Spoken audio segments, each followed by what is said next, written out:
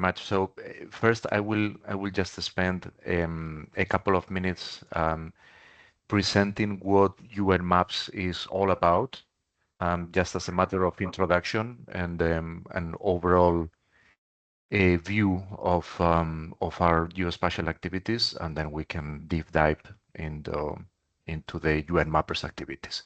So what's UNGSC? As I said, a United Nations Global Service Center, and basically we have two separate locations, one in Brindisi in the south of Italy, and the other one in Valencia in Spain.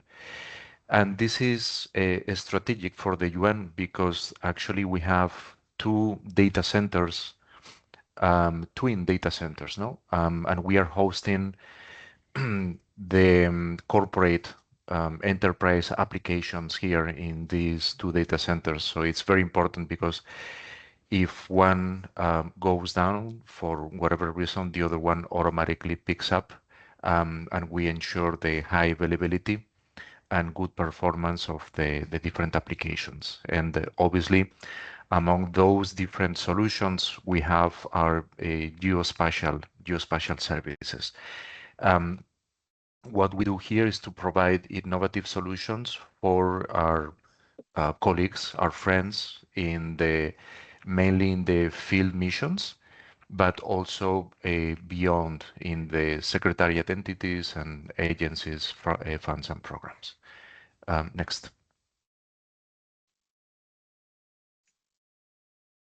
So how everything started, and actually Alphonse can explain very well too, because he's been the leader of this program and the champion. So in the past, in the context of peacekeeping missions, not only for uniformed personnel, so for the blue helmets, but also in general for missions, it is crucial to have complete, accurate, and recent topographic and operational data. So you can imagine that that's absolutely essential to carry out the daily activities within the UN. But the problem is that we have been traditionally facing with lots of challenges in order to have that data available. If you go and you check the data that is available in a map coming from a commercial provider, you will notice that for a remote area, for example, in Somalia, there is no information, there is no data. But obviously we need to fill that gap with some other data. But apart from that challenge, we have another one, which is that we cannot rely on a private company, a commercial provider, to depict the international boundaries and administrative boundaries, or to depict the correct and official spelling of geographical names for the UN.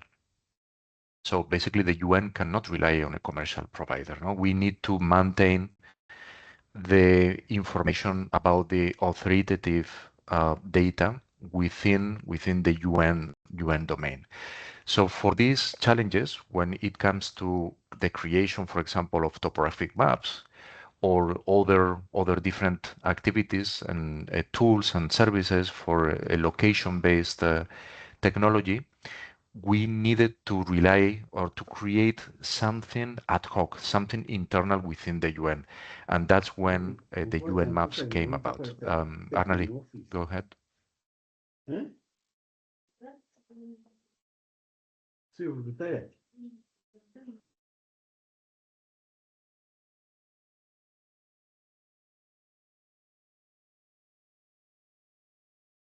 Okay, so this is why we have the UN maps, and it's really what we want to do is to harness the power of open data, open geospatial data, in order to support the UN activities. And UN maps, the beauty of UN maps is that it supports the mandate of the UN activities. No, that's what we are trying to do. Next. So what's UN Maps? Is really equivalent to what you can find for other commercial providers. So we have base maps with different flavors to show the latest information up to the street level or building level. They are dynamic and they have global coverage. At the same happens with the satellite and drone imagery. So we constantly purchase, acquire new high resolution imagery over certain areas of interest in order to make sure that we add the best available cloud-free recent imagery for our daily operations. On top of that, obviously, we have other services. We collect data and standardize operational information with lots and lots of layers that are essential for our colleagues in the field to understand what's going on the ground. So what are the activities that need to be carried out by the UN? And those layers range from security, logistics, information about an observation post, etc. So there are lots of information. And also we have created within UN Maps the other services, the 3D visualization with the globe to give this added value and insights, but also the search functionality. So if you go to a commercial provider, obviously you won't find any information related to the daily activities as they are carried out by our colleagues in the field, or the direction, which gives our colleagues the best way, shortest and fastest and securest way to go from point A to point B. And then obviously within UN Maps, on top of that, we have created lots of applications to enable those maps for the operations. Next. Um, so how it works, UN Maps is the combination of four different pillars. Obviously, something that we'll be discussing here today is the open data. So we have a combination of UN internal data with open data coming from OpenStreetMap. And thanks to you, we are improving thanks to your collaboration. We also have our own technology stack. We have a combination of proprietary and open source technology and leveraging, obviously, in a hybrid mode, the infrastructure that I explained, the data center in Brindisi and Valencia. And the most important thing on the right-hand side, we have the people. We have an in-house capacity with geospatial experts, developers, designers, cartographers, etc. And also you. We have the UN Mappers community. So you volunteers contributing your time and expertise with added value and data so that we can make sure that those maps that we provide have the latest information, most accurate and complete information. Next. So where we work, we have many different use cases from the field and in the office to create reports related to security for planning purposes, for patrol, helping on the groundwater exploration and monitoring, for humanitarian relief, many different aspects. And this is the beauty, obviously, of UN Maps. Next. And this is the impact, the positive impact and the benefit, no? That is really critical for the UN operations. And we have many different use cases from the different field missions about situational awareness. So to better coordinate the different UN mission components so that they have a single source of truth when it comes to the geospatial information. It happens, for example, in a mission like Somalia or in Cyprus. in which we make sure that we reduce the tensions between the different parties. We have come in when the Morocco earthquake happened a couple of years ago. We swarmed in with you guys, with OpenStreetMap, UN Mappers, volunteers, to make sure that we mapped all the area for better humanitarian relief activities. Or we've been working in Colombia, doing the verification of the human rights abuses, or in Somalia, um, with the sustainability of water resources, or also in Madagascar or other countries working with the local governments in order to plan better education facilities and accessibility to those facilities in rural areas. So lots of things that we do, and that things, thanks to you, we contribute to the better good of our beneficiaries in those missions. So thank you very much. Yep. Next, Arali, and Yeah, over to you. Thank you so much. sure. Yeah. Thank you so much, Diego. So yeah, later we will have time for questions if there's any questions. But yeah, if you have questions now, feel free to use the chat. But yeah, in the meantime, let me share about the UN Mappers community. Diego has been mentioning about what the UN Mappers community, the volunteers and contributors that make the map or that make the UN maps, functional and foundational. So yeah, the UN Mappers community, we're an online community of open mapping enthusiasts who contributes to build accurate and crowd-work geospatial data to support peacekeeping missions and humanitarian support on the ground.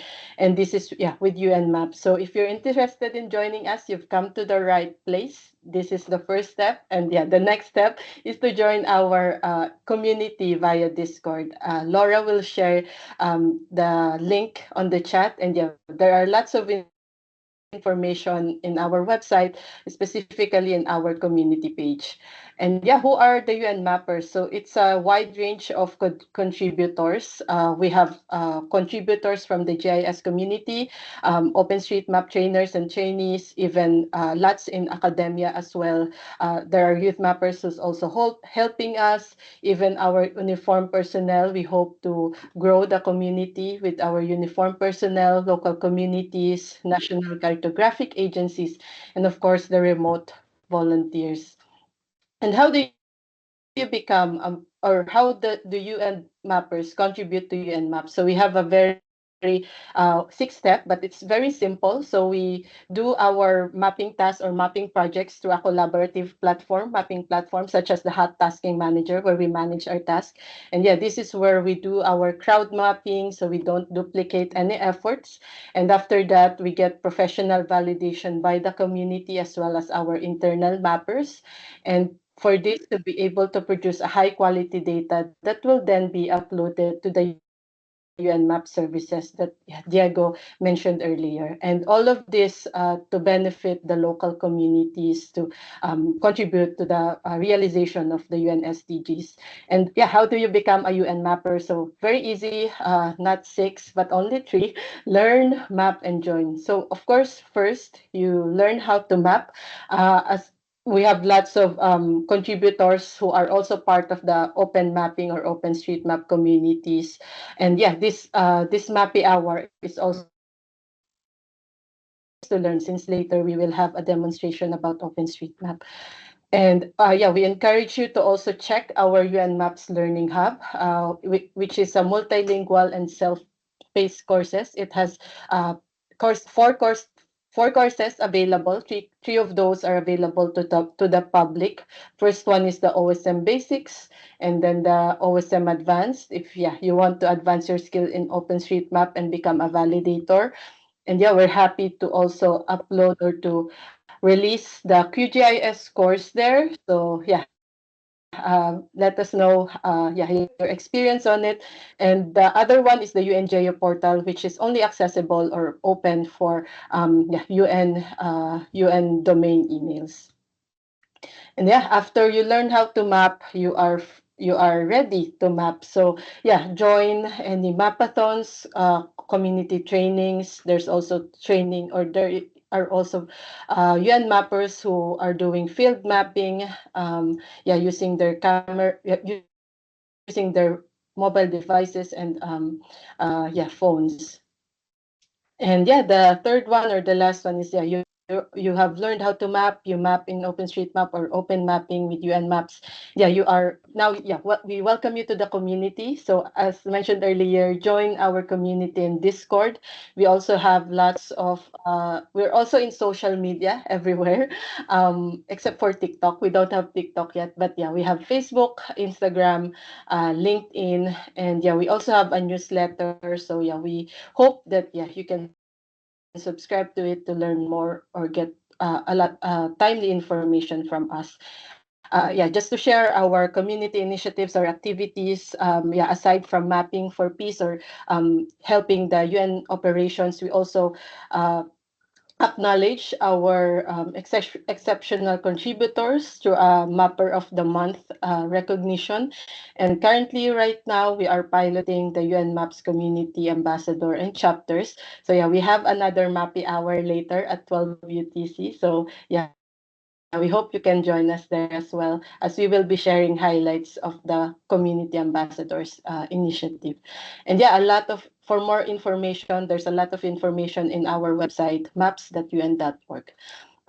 So with that, if there's any question, I'll go check the chat. Let's give it first to our next speaker. So we are pleased to be joined today with our colleagues from the UNSOS and to share about their work and how spatial data and UN Map supports their operational work.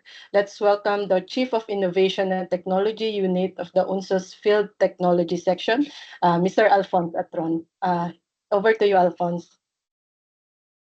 Thank you very much, Anali. It was an honor for me to be here to speak to the community, the people that make sure that we are getting the accurate data to support our operation. So, next slide, please. Uh, I will try to put it in context for you to understand how your contribution bring value to what we are doing. So United Nations Support Office in Somalia, it's a support mission, and our mandate is provide logistic support to African Union Support and Stabilization Mission in Somalia. Uh, as we know, there is a African mission here in Somalia, and the main role is to bring peace, security, and stability in Somalia. So our role as the UN, our mandate as the UN mission is to support the mission that providing logistics support. Is part of the broader mandate that is including a lot of things. But when you look at the logistics support, what that means for us as a GIS, as a map, is to provide detailed and accurate geospatial data. So this is part of the MOU that the African Union having with United Nations Support Office in Somalia, UNSOS. So it is very important the accurate and detailed map to support the AU zone. Because one thing that we used to do is planning. Most of the peacekeeper, it is coming to a new country and trying to understand the environment and trying to understand how they will support the local community. But to be able to do that, they need a detailed map for planning, and from the commander to the planner to understand the terrain. And to be able to provide in security and protection, we need to understand the terrain, we need to understand the roads, we need to understand the high-risk area, and also we need to identify area that can be problematic for them for ambush location, and an area that are controlled by the armed group that everybody know in this area, that Al-Shabaab for here, for example, in Somalia. So next slide, please.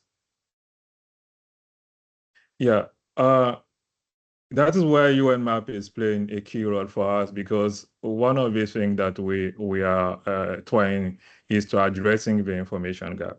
So if you look at in Somalia, we take a town, for example, while in Wayne, sorry for the bad pronunciation, but if you look at for the commercial map, and there is nothing, because this is not area of interest for the commercial provider. So that's why, and from this map, we can't do any planning. We can't open MSR. We can't know what villages are in around the main area. We can't do much with this type of a map. So that's why it's critical for us to have a UN map. Next slide, please. Okay, so what we in our support every year we are trying to identify key area that our client are interested on that, and with your contribution we create 36 new map sheet every year that to support our operation, you see. And we using this product, this map, to deliver training, map reading training for African Union mission, but also for Somali security forces as well. What we are providing to us, or what we can be able to achieve with you, it will not only serve the UN, it even go beyond the UN. For example, the European Union training mission in Somalia are rely on those maps to deliver the training to Somalia security forces. So your contribution is bringing is part of the pieces that contributing to bring peace and stability in Somalia. See, and so to make it short, so that is how we value your contribution and how we are using in the ground. And again, some of the application that we use it here are fitted with the UN map, in kind of dashboard, or in kind of with support to operation and map and logistic map that we produce in and based on the UN maps. We are also trying to look at further, because due to the security constraint, we can't go outside, for example, in the town and to collect information. So we want to even put it further to integrating images and video footage at the city level, similar to what we can see in some of the commercial application, like the Street View. And we also looking also in further also to integrating the 3D and also into the UN camps, especially when it comes to creating some of the derived application that is also interesting for our planning purposes. And as Diego mentioned, and this map is also coming from the community, is contributing by the community. So we are working with the federal government on Somalia to make sure that we give back this map to community, especially the non-classified information. So for them to be using to build the geospatial infrastructure and also to support the operation. So thank you very much to all of you that are contributing and make our job a bit easy in the field for what we are doing. And again, thank you for that. Without you, we won't be able to achieve that, because due to the security constraint, we can't go to the town to collect information. The country is huge. We don't have the resources to do all the data collection, validation, and reground. And every day the armed group are moving at location. We are very mobile. It's very difficult to follow them unless we have detailed unless we have detailed and accurate map. Thank you very much. Yeah. Amazing. Thank you so much, Alphonse, for sharing your work with UNSOS, as well as how essential GIS and UN maps, as well as the volunteer contribution is is in your operations.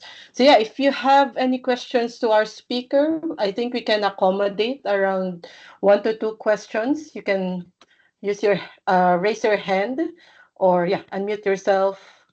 I'm checking the chat if there are any questions. No questions so far from Alphonse, Diego, or me. Yep, looks like none. Everything is understood.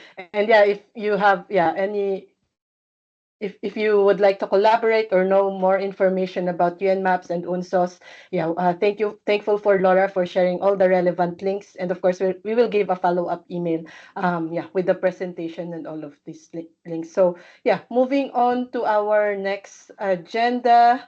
So those who already have experience in mapping in Sorry, open. Emily. We Yes, have a hand sorry, up yeah, by we have a Veronica. hand Sorry. up. I'm so sorry. Go ahead, Veronica, for if you have any Hi, questions. good afternoon, colleagues, to Hello. some of you. Good morning to some of you too. I am Veronica Delgado Turner. I work for the Office of the United Nations High Commissioner for Human Rights in Geneva.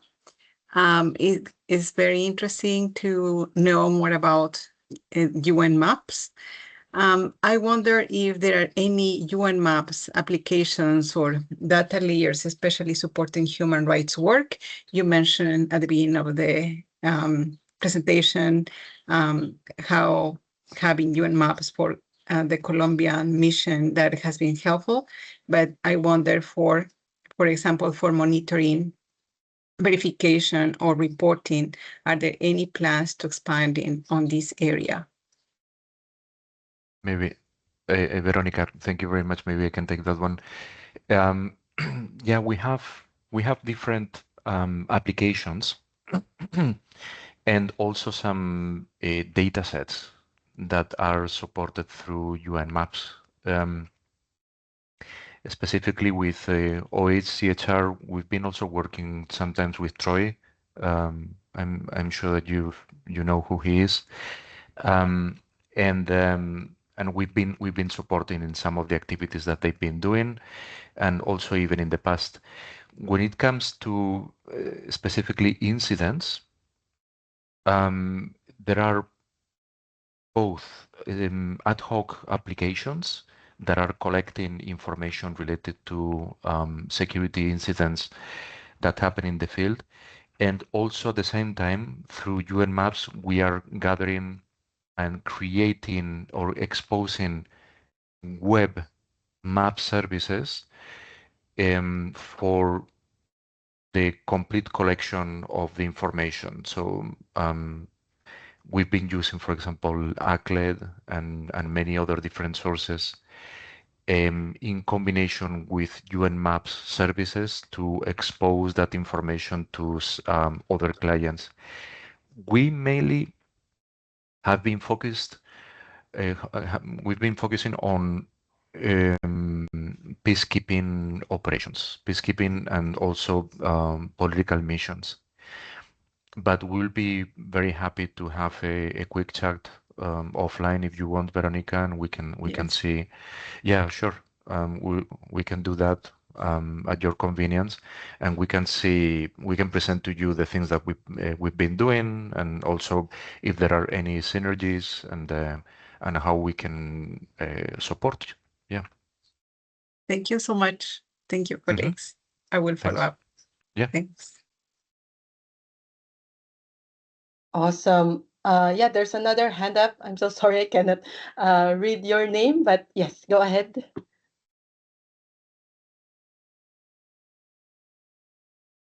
Yeah. Thank you. Hi, I'm Hinako from US Map. US Mappers from Japan, and I have a question about the UN maps. Why did you add the street views apps in UN maps?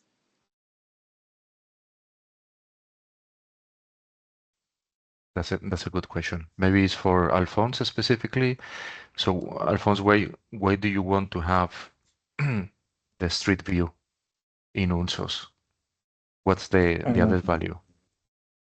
Yes, thank you. This is a good question. And the idea that is coming from the street view, this is some requirement from our client dealing with the security.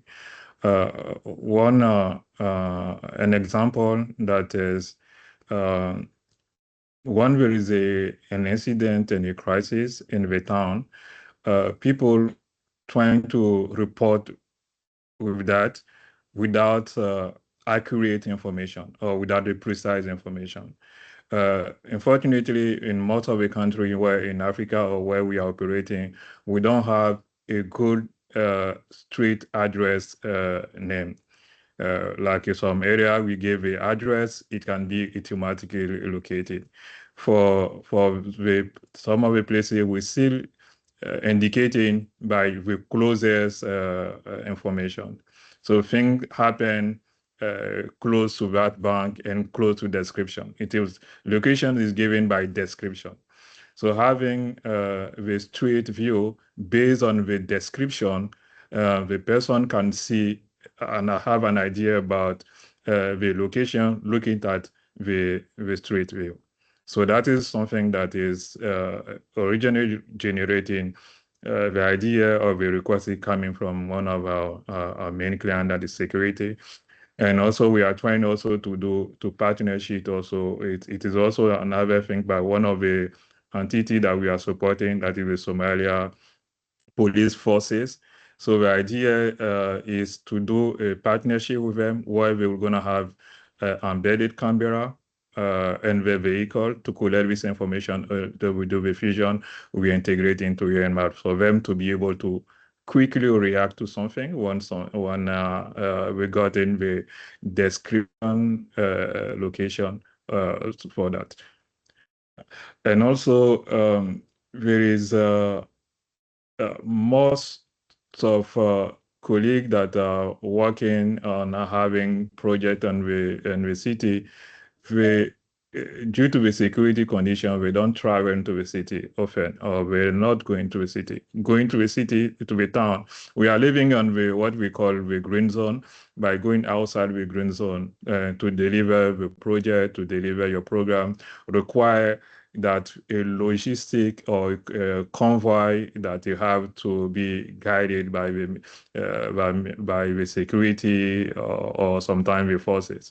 So this also will help them to having an idea about the city and also better planning the program. Thank you. Thank you. Thank you, Hinako and Veronica, for the wonderful questions. So yeah, just to get us going, since we only have around 18 minutes, we're moving on to our next agenda. So if you have any other questions, please use the chat. And yeah, Diego, Alphonse, and me will be checking the chat while we have our mapping demonstration. So as I mentioned, for those who already have experience mapping in OpenStreetMap, so we're mapping the area in Tausilebe in Somalia. So yeah, the project numbers or the project tasks are in the screen. We'll also share it in the chat. But yeah, for those who are new to mapping, this is your first time mapping in OpenStreetMap, don't worry, we'll give you a demo on Open Mapping and how to map OpenStreetMap. So yeah, I'm passing over the mic to my colleague, Laura, our geospatial specialist at the UN Maps crowdsourcing team. Over to you, Laura. Hey, thank you, Annalie. I hope you can now see my screen. But yeah, given the time limit, thank you. We'll quickly go through the mapping project. If you're new, you can do as we go, and feel free to continue mapping even after this Mappy Hour. But as Annalie was presenting, we mainly contribute to, she shared that we mainly contribute to OpenStreetMap. It's the largest open geographic database that allows for anyone, anywhere to add, modify, and create geographic data to the platform. It's a platform that's been there for decades now, started in the UK, but has grown to over 10 million registered users around the world, which is impressive. While we can contribute to OpenStreetMap, we have to use tasking manager, which just sort of integrate some sort of project management to our mapping. Because it's so many people mapping at the same time, if we just say we want to map this area in Somalia and have people go to OpenStreetMap directly and start contributing, it can be a bit difficult since we might be duplicating things. You might be mapping something or be deleting the same thing. So the tasking manager just allows us to divide a mapping area into small manageable tasks, so that when you're focusing on a certain task, no one else is mapping on the same area. And then also allows for even the people organizing the project, which in our case, it's UN Maps and UNSOS, to be able to monitor how our project is progressing, and for us to even have some sort of better management to deliver this crucial data to missions. So Annalie has already shown the projects that we'll be mapping and shared the links on the chat. So if you click directly on it, you should get to this main project page. The first thing you want to make sure is that you are logged in. On your top right, you should be able to see your username. If not, just click the sign in or sign up button to be able to log in. If it's your first time, you might need to authorize and share access to your OSM account. This just allows for the data that you do end up contributing ends up in the database. But the main thing to notice that there's always a project description. So it's crucial just to read to see what it's about. But this is already shared on the call. What UN Maps focuses on is mapping to promote peacekeeping and also to improve UN operations. And then you'll also see the main features that are being mapped. So when it comes to OpenStreetMap, you can really map anything from buildings to roads to land use. But projects tend to focus on certain things. So even with the links that Annalie shared, you'll notice there's a project for villages and barriers, and then there's a separate project for roads. So it's important to know what is being mapped. It's also usually highlighted using the icons here. So for this project, we'll be focusing on village and barriers, which are mainly under the land use category.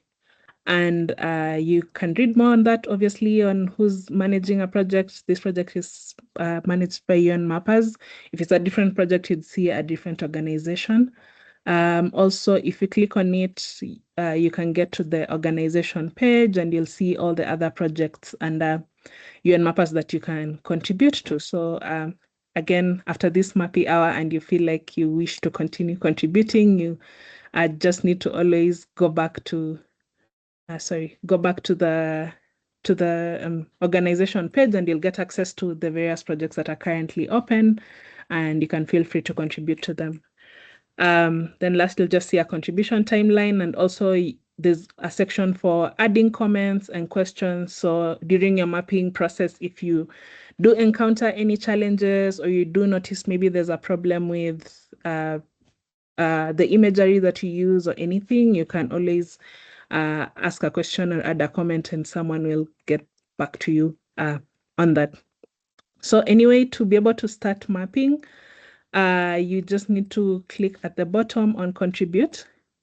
It will load the task page, and on the task page, you'll be able to see the area divided into small tasks as I'd shared, and they're usually also color-coded. So the clear ones are all the tasks that are available for mapping.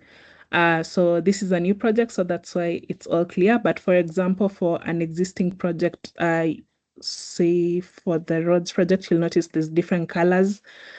So the blue ones are tasks that a mapper selected, did the mapping and marked them as completely being done in terms of mapping. And how we usually contribute to OSM, it's a two-step process, actually a three-step process where first contributor will open a task and do some mapping. Then a more advanced mapper will validate that mapping. So they will open the task again and they will check for completeness and accuracy. At times, a validator might see a task needs more mapping and they will sort of mark it to needing more mapping. So in those cases, you'll notice it's yellowish. For those tasks, we usually recommend that only intermediate and advanced mappers handle those. So for beginner mappers, you can always focus on the clear white ones. Then if a validator checks your mapping and it's well done, they also mark it as not just being completely mapped, but also being accurately mapped. So it will turn green. And then at times for some projects, there are priority areas where the project manager is just saying, we are planning to map this whole area, but start with this area first, since that's where the data is really needed. And then in some cases, tasks are opened and the imagery is bad. So maybe there's like cloud cover, so you can't really see the features that you're going to map. So in those cases, you'll notice they are gray. At the bottom, you'll also see options for an editor. So we have very many tools that are available for mapping on OpenStreetMap. The simplest one is ID Editor. It's web-based. So for beginners, we recommend starting with this. It's easy to use, as I'll show in the next few. But you also have JOSAM, which is a desktop application. So you would need to download it and set it up beforehand, but it has more tools and functionalities, and also something you can transition to as you continue mapping and become an advanced mapper. Then you also have Rapid, which is a version of the ID editor, but has some AI mapping capabilities as well. And we'll probably show that during some other time, but it's also an interesting platform to explore, given all the AI boom and conversations around AI happening at the moment. So you can either select a task on the grid to start mapping, or if you just click the button here on your bottom right, it will select a random task for you. But before you do that, another important thing is to look at the instructions. So very crucial to see what it's being requested for, because again, for all the projects, we are not mapping everything. Say, for example, UNSOS is really in need of some maps urgently, and we need specific kinds of data. It's important that for the projects, we only focus on what's needed and not try to map so much more. So we always recommend to not over extract. So don't do too much. Again, the map sheets that we work on, and we end up providing at a scale of 1 to 50,000. So we don't need to map everything in a very detailed nature, which I think this can be very different if you're already an OSM contributor, and we try to map as much as possible. And whenever in doubt, I just leave a task open and someone else can open it and work on it. So for this task, as you mentioned, you're mapping places, and then we're also mapping barriers, as I'll show. So if you go through the instructions, there's images that will also show you how to map these features, what to look out for, and how to tag a feature. So say, for example, when you're mapping places, a village will it's just one point, and it's you're looking for certain characteristics in terms of the number of sort of buildings and the density. So for villages, it's quite dense with a lot of buildings, as you can see in the image here on your left. And for localities and also hamlets, you'll notice they're much smaller, and also isolated dwellings are much smaller, sort of or lower densities in terms of how many buildings or settlements are there. So I'll select a random task here, then I'll just click on map selected task. Here you'll notice ID editor is selected by default, but also this depends on your settings on the tasking manager. Nowadays, you can set your preferred editor, and that's what would be prompted. So once you click on that and the task opens, this is what you will see. You will see satellite imagery at the bottom, and then you will see some panels on the left and the right. On the right, it's just the instructions that are on the other page. Obviously, you might need to reference things again. So again, on the task main page, you don't have to memorize all the instructions. They're always for review if you need to recheck again how to tag something. You can also minimize these panels as well so that you have more space. And then on your left, there's also this panel that allows us for tagging features. Because again, when we are mapping, we are adding just lines, points, and areas. Areas actually closed lines. But it will not be useful if we just add things. So we usually have to tag and say what that thing is. So if it's a place, we have to say if it's an isolated dwelling or if it's a hamlet, or if you're mapping land use, you have to say if it's a residential, land use or something else. And you'll see that. So how we map, again, if you're new, we use something called visual interpretation, which is just that you map what you see. So as you can see here, we have the imagery loaded. You just need to zoom in. We have a panel here again on your right. You can pan around the map. Sorry, just a second, I'll refresh this. So you just need to zoom in and basically start looking for your features to map. Another thing you'll also notice, other than the imagery, at times some places already do have some mapping. In our example, because we also had the road projects open, you can see some of the roads have already been mapped, which generally help us in a way in terms of identifying the other features, because all these roads lead somewhere. So it can be easy to actually identify the places to map as well.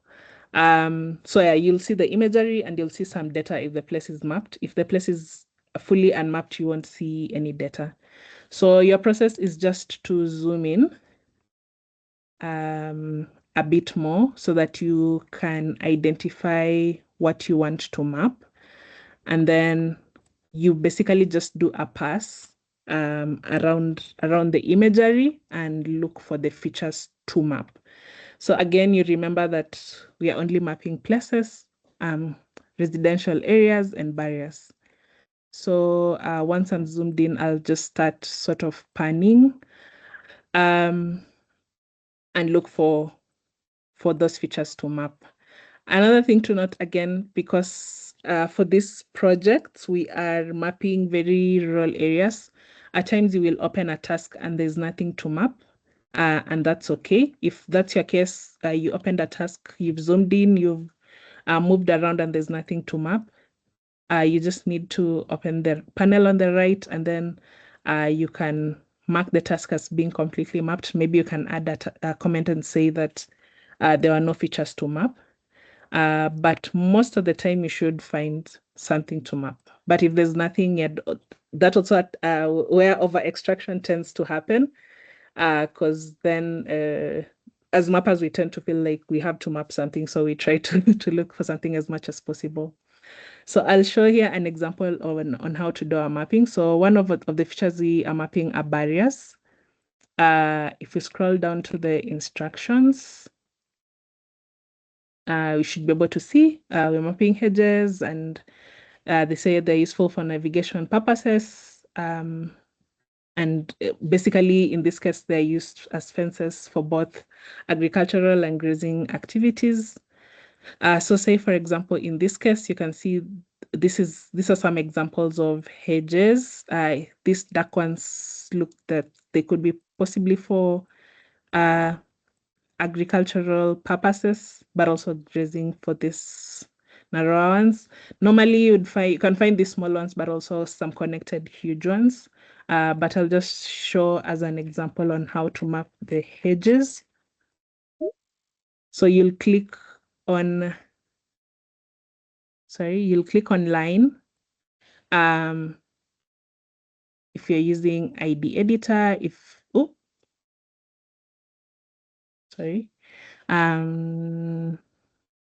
I'll zoom back in.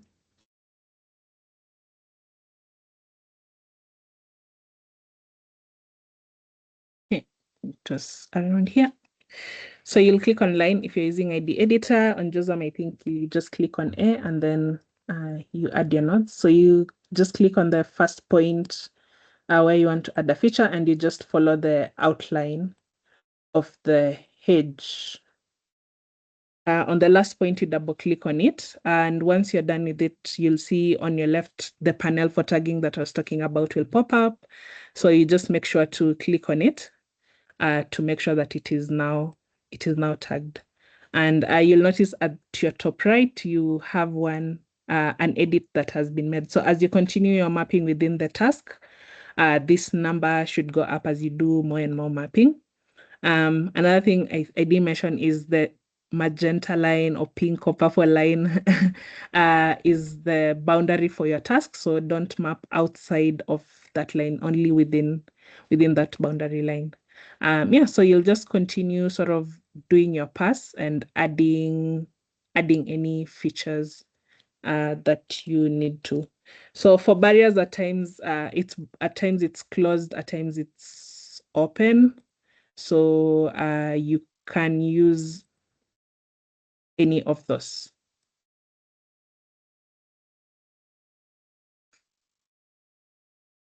I don't know if there are any questions on the chat already, Anali, or maybe any challenges someone is facing regarding doing some mapping, or even when you're creating an account, you are having some challenges.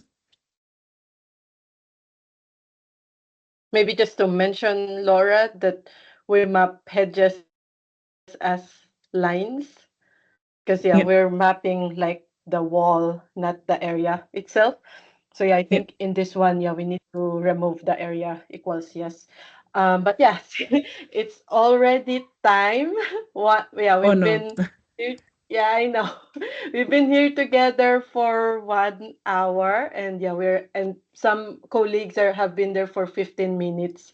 So before 15 minutes before the time. So if you have any questions, there've been maybe if you need to go right now, we respect that. If you want to leave right now, it's fine. But if you can, maybe Laura, you can just show how to leave a task, because there's a thing here like I'm mapping, I uploaded.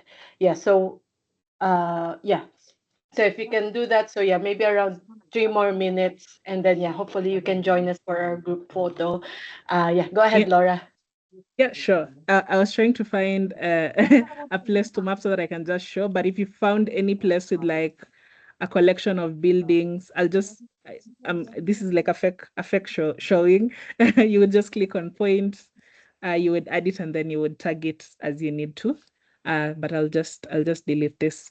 So in case you got to find any of those. But also with analyst suggestion, I haven't done. You can also undo your errors if you make any errors.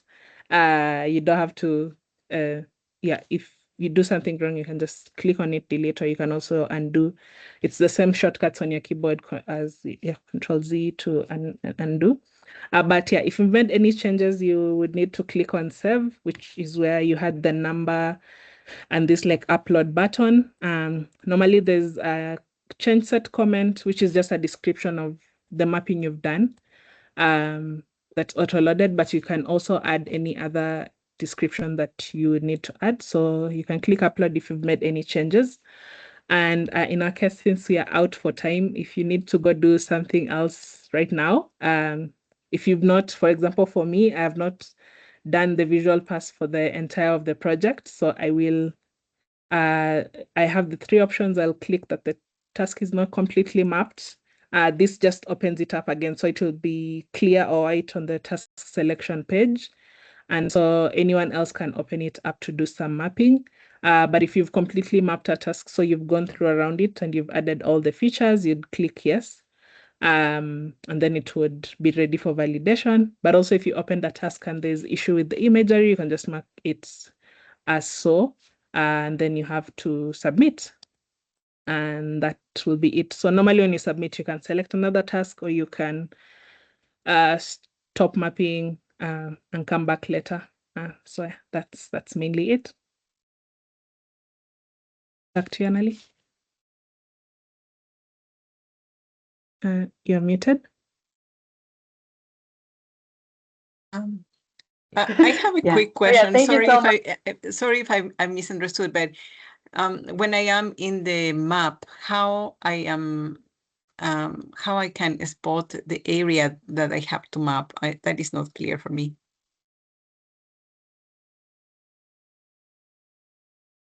Sorry, come on. So when you've opened a task, like how you... I identify that spot, if I can say, is the one that I have to map, or it just is I choose randomly to map anything that is available?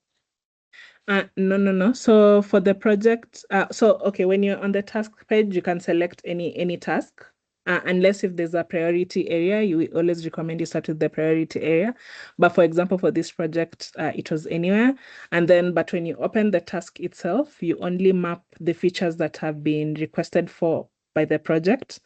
So for example, for this project, we had a project for roads. So you only map roads. So even though you see buildings, you only map roads. And for the other project, it's for places and land use and barriers.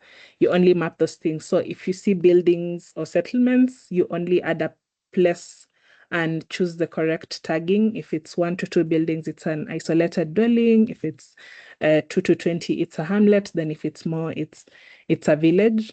So you only map those things. Also for tools like ID editor, you'll now notice like when a project is requesting for something, we lock the other features. So even if you add them, you won't be able to tag them and upload them without it being a data quality issue. So yeah, you only map what's been requested for by the project. I don't know if that answers you. Yeah. Okay. Thank Yeah, you. just to also add, yeah, when you select a task, there will be that purple area. So yeah, that means you are only to map inside anything inside the purple area. Don't map on the outside of the purple area because yeah, there might be other mappers who are mapping that area, and we don't want to duplicate work. Yes. Also question from Rodelito. Sorry for extending too much, but yeah, one last question. Quite a number of us fly frequently enough in and out of Somalia. From a beginner's perspective, may we request to be assigned specific areas based on the photos we take along the flight path? Do you want to take that? I know. Yeah. So I mean, I think it depends on the photo. So there you can upload your photo or your drone imagery in OpenStreetMap and make it your custom based map. But just to mention, like if there's any sensitivity within that, maybe we should check kind of the license for the photos that will be taken. There is also some applications for street level imagery like Mapillary, where it also feeds into OpenStreetMap. So you can also upload your image through Mapillary, use the app through Mapillary, and then so that you can that be your guide when you map, and also if you are assigned a task. But don't worry, Rodelito, we are talking with Alphonse and the other colleagues in UNSOS to strengthen our engagement with UNSOS, and we're happy to also provide this training and capacity building, especially in field mapping. I do have some reminders in the chat. This is the last day of UN 2.0, and there are more side events going today. So we encourage you to check the program in the website. I shared the link in the chat. And another one promotion, as mentioned earlier, we have another Mappy Hour happening in 2 hours. So if you have another hour, we welcome you. It will be focused on sharing highlights of the UN Maps Community Ambassadors Pilot Initiative. And of course, you can still register. I also shared the link on the chat. And to stay up to date with UN Maps, subscribe to our newsletter, and we will share a follow-up email, and you can, if you have further questions or training requests, we're happy to provide that. And so I am gonna stop the recording so that we can have our group photo. I shared in the chat the